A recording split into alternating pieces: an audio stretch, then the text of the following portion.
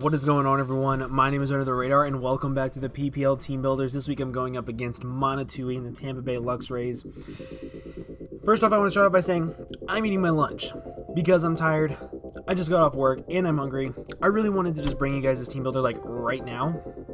So I might be eating in between talking. I kind of want to make this a little bit more chilled and a little bit more relaxed, just because I'm trying to take this game a little bit less seriously because I'm at such a disadvantage with this game, and I will go over that in the Team Builder, but I think I have a terrible team matchup. I think I'm just really bad at playing against Mono in general. We all have that one player that we just can't play very well against, and Mono is that for me, so that kind of sort of sucks, but I'm really excited to be playing him. His team is actually legitimately terrifying. I should have it memorized by now, but his team is Mew, Terrakion, Thunderous Eye, Fortress, Skuntank, Mega Altaria, Jellicent, Piloswine, Yanmega, Heatmore, and Abra. Yes, I said Abra, not Kadabra, Abra. Now, I'm going to be completely honest with you guys and say that I know exactly what 6 he's going to be bringing, simply just because he only has 6 mons that really match up super well against my team. Mew, Terrakion, Thunderous Eye, Fortress, Mega Altaria, and Jellicent. Mega Altaria I could see being swapped out for like Piloswine, maybe Yanmega, but Mega Altaria is a big threat for my team, and I'm going to say I under-prepped for it. I know I did that, but I don't think I could have done any better, and that's really depressing to say, honestly. But so Mono's team is very interesting. Mono in general as a battler, very interesting. I say this for a couple different reasons. Mono has a very fixed way of playing, I'm going to call it. He has like 1, maybe 2 win cons, saves them in the back for almost the entire game, sends them out like once maybe, and tries to preserve that one specific win con or that one specific sweeper until the very end of the game. The problem is trying to figure out which sweeper that is for the team and how it is going to be used. Another thing about him is that he loves his hazards. He loves hazard stack. He loves stealth rocks. He loves spikes. And he loves rapid spin. He doesn't like debug. He likes rapid spin. So I'm kind of sort of going to try to take advantage of that in the team that I'm bringing. Now I will say this team, I'm not happy with it, and I don't know why. But at the same time, I don't think I could have done any better. So let's just go ahead and talk about the team that I did decide to bring. Starting off, it's going to be my main lead off. It's going to be something that's very hard hitting, very offensive, very threatening from the very start, to try to put him on the back foot, to try to make him poop himself from the very beginning, and that is going to be my Celebi set. I'm bringing a Nasty Plot Celebi with Giga Drain, Shadow Ball, Protect, and of course Nasty Plot. Max Speed, Max Special Attack with only 4 in Speed Death. The Max Speed is to speed tie with any offensive Mew that he wants to bring, because offensive Mew just completely destroys my entire team. So if I'm able to speed tie with that, I can at least take the chance of being able to beat a 1v1 and get up a +2 Shadow Ball, hopefully. The reason why this is my dedicated lead, a lot of people say, okay, well, you're not going to set up turn 1. Ha! Ha! You would be wrong, good sir. I fully intend to set up to +2 turn 1 and +4 turn 2. Because knowing Mono, I'm not bringing any hazard removal this game, like, at all. So I want to bait him to set up hazards early so I can get up to +4. He's going to lead with Fortress. I know he is. He's going to lead with Fortress. He's going to get up his rocks turn 1. He's going to get up his spikes turn 2. And hopefully, if I predict those 2 turns right, I'm going to have to put on my big boy panties, and I'm going to have to click Protect against the Fortress, because he's more than likely going to click Explosion on me, and I'm hoping that he will kill himself. Like, that's just what I'm really hoping for. If I can set up to +2 with my Tanga Berry, I can live any one hit from anything on his team and get a second kill. So I will kill the Fortress, while the Fortress will kill itself, and then I'll be able to kill one other thing on his team guaranteed. The only issue to that would be if he had U-turn on his Thundurus. I'm hoping that he would preferably go into his Terrakion. I could live any X-Scissor as long as it's not like Adamant Band. I can still live it, and I can Giga Drain it, kill him, get back up to a good amount of health to where I can live a timid U-turn as long as it's not Life Orb from Thundurus, and then I can kill that thing with a +4 Shadow Ball, and that would be like 3 things dead off the start from the beginning of the game, and that would be absolutely amazing. That's really what I'm hoping is going to happen.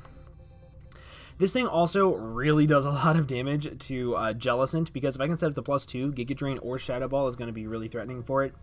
I did have Ancient Power over Protect, but Explosion on Fortress is just way too scary, because if he gets off an Explosion, it's going to do about 50%, and then I cannot even take a U-turn or an X-Scissor from the Terrakion, so it just wasn't even worth it for me to have it. It was only there for... Ancient Power was only there for the Thundurus, so I was like, yeah, not really worth it to bring this game. It's a little too gimmicky. Like, Nasty Plot 3 attack isn't really gimmicky, but I think Protect is just really good to scout what he's going to do. The next mod on the team is something that is actually a massive win con for the entire game, and that is my Choice Scarf Nidoking with Earth Power, Flamethrower, Sludge Wave, and Shadow Ball. I did have Stealth Rocks on this for a little bit, but I'm going balls to the wall. Go big or go home. I'm not bringing Stealth Rocks or Hazard Removal this game, which I'm hoping it works out well. I'm crossing my fingers at least. I'm running a Modest Nature with 180 in speed. That is enough speed to outspeed... I'm trying to think, what was it? It was... because I built this team like a couple days ago. It was Mega Altaria with the speed that he would need to outspeed the thing on my team. I'm pretty sure that's what it was.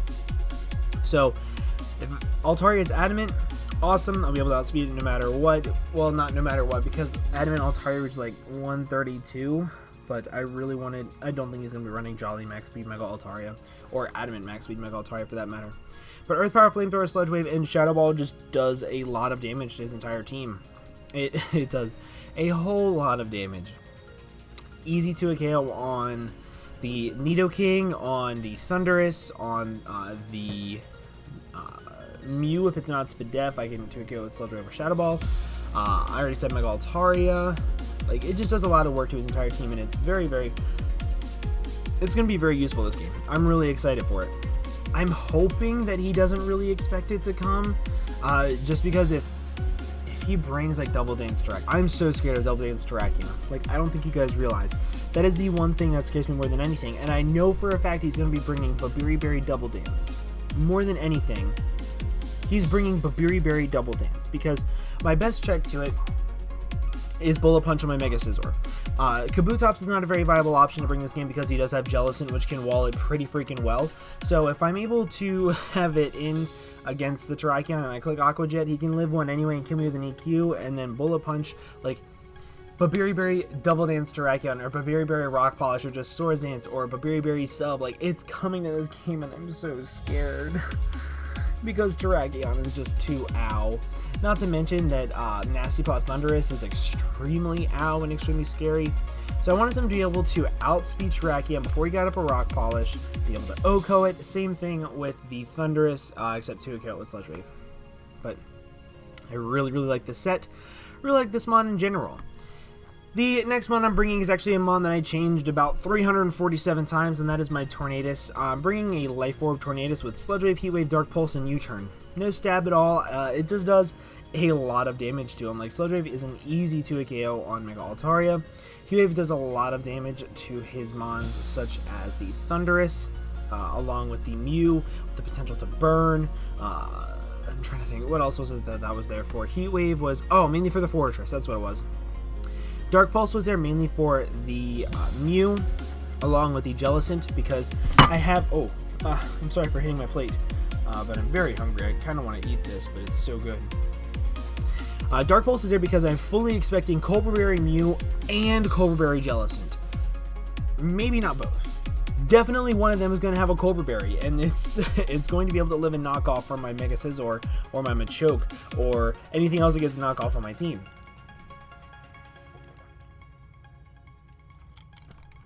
Now, if that's Cobra Berry, my hope is that I'm going to be able to pop the Cobra with knockoff and then go into this thing and click a very, very, very powerful Dark Pulse on it and not have to worry about the Cobra Berry.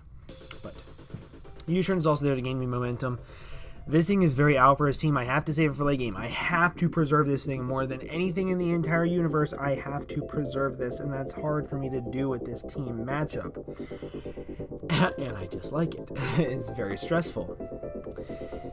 Since I'm extremely scared of Double Dance but Berry Berry Terrakion, I brought a very good check to it in my Machoke. 252 HP, 240 in defense, 12 in speed, 4 in attack. Shout out to my boy J-Mac. He's in my front office. He came up with this set completely. I had nothing to do with it. I had nothing to do with this thought process. He came up with it all, and I absolutely love it. I think it's genius. I stand by it 110%. Close combat, fire punch knockoff, and toxic with guts. I can switch into Terrakion pretty freaking freely, as long as he doesn't have like a bunch of hazards up. But to be with the way that I want this game to go in the beginning, he's going to have hazards up, so that's a little bit less than ideal. However, I can switch into it pretty well. Oko with close combat, if he tries to set up on me, he can't kill me with anything aside from a life orb, and that means he's not Babiri, and then I'm going to cry, because that means that Mega Scizor would be able to deal with it, but spoiler alert, I'm not bringing Mega Scizor. So that's what that's for. Toxic is there for two main reasons. His two main checks to my entire offensive rain core is going to be Jellicent and Mew. I know it is. Those are also two very good checks to my Machoke. They can switch in freely on dynamic punches, close combats. They don't care about knockoffs that much because they can recover off the damage. So what I can do is I can Toxic him. If he goes into his Jellicent, awesome, it's Toxic, I don't have to worry about it. If he goes into his freaking Mew and I Toxic it, I give myself guts, and that is extremely important because then that means that knockoff is going to do a decent amount to that Mew, and that's absolutely amazing. I absolutely love that idea. This thing is mainly going to be there to hopefully switch into Terrakion. Like, I'm bringing a PU-mon. It's not even PU anymore. I think I'm banned from PU. Like, I'm bringing NU-mon to try to deal with a very powerful wall breaker in OU, and it's so scary. I don't like it. But still, Thundurus is an absolutely insane threat for my team. I don't know how to build with this stuff. I don't know how to build against it. I really don't. I don't know what I can do to make this team any better. However, Assault Vest Raikou does a decent job at walling Thundurus. So I have enough special attack investment to 2-hit KO, I believe. Oh man, what was it? Jellicent with Thunderbolt, I think that's what it was. Pretty sure that's what it was, actually. Enough speed to outspeed max speed Terrakion, and the rest in HP and defenses. I can switch into special Life Orb Thundurus pretty well. If he's physical, I'm fucked. Like, just straight up, I'm screwed, and that's going to be doing a lot of damage to my entire team. But this thing is there really good to get me momentum. That, along with the combination of Tornadus, it does a very good job at gaining me some really key momentum that I'm going to need in this game to try to keep up some really good pressure. Especially if I'm able to Volt Turn pretty freely, because if he doesn't bring his Piloswine, I can Volt Switch freely. Then I can drop in Nidoking and just get off some really powerful hits. That's what I'm hoping for, at least. Then the last one on the team is going to be another backup check to that Jellicent, because I feel like it's definitely coming, mainly for my Kingdra, because it can live 2 modest choice specs Dracos pretty easily and recover off the damage. So I'm bringing a Spadef Water Absorb Politoed with the Wakanberry with Toxic, Ice Beam, Rest, and Sleep Talk. This is there to mainly try to Toxic Stall down his Mew and his Jellicent pretty much, because if I can wear them down, I'll be very happy. The Wakanberry is there specifically to live a hit from the Thundurus. If I can get off an Ice Beam on it, it does about 50% minimum. Then that means that my Nidoking can OHKO with Sludge Wave, my Raikou can OHKO with Thunderbolt with Volt Switch, my Tornadus can OHKO with Heat Wave, and then my Celebi can also click Shadow Ball against it if he is for some reason slower than my Celebi, which it's mono. He's not going to do that to himself. He's very smart. Ultimately, I think this set is going to come in very handy just for that Jellicent, because Jellicent is the number one thing that I knew for a fact was coming over everything. Whenever I looked at his team, every single week right after the game before, I look at my opponent's roster and I'm like, oh hey, that's definitely coming, and I pointed right to Jellicent just because I knew it was coming more than anything. So this thing can wall it pretty well. I can rest, I can sleep talk. Hex is doing less than 30% each time, so I can, if I get a Toxic, I can rest off the damage, I can sleep talk twice, maybe get another Toxic, get off some Ice Beam, and then by the time I wake up, I can go for rest again and get all the way back up to full, and I'll be able to Toxic Stall it a little bit, and that's kind of sort of a dick move, but I don't really care. I need to be able to wear it down so that way I can have my other threats, like my Nidoking, be able to sweep up, because Jellicent also does a very good job at walling Nidoking, and that's very, very, very, very scary. But that actually is a team. I went over it very quick this week, mainly because I'm very busy. I'm a very busy person. I have school to do this week, and just a lot of homework this weekend. And I've also been working a lot, so that's really cool. My life is actually getting to where I wanted it to be, and that's really awesome for me. So with all that being said, I'm going to go ahead and get off here. Thank you guys so much for watching. If you did enjoy, make sure you go over to Mono's channel. Absolutely love the guy to death. You guys will love him too. Does amazing content. He's probably one of the best in the league format in my opinion. Him right up there with Schady, MV, John. Like, there's a lot of them right up there. Mono's definitely within them, so make sure you guys go check him out. But yeah, I'm going to go ahead and get on out of here. Thank you guys so much for watching, and I will see you guys in the next video. Bye-bye.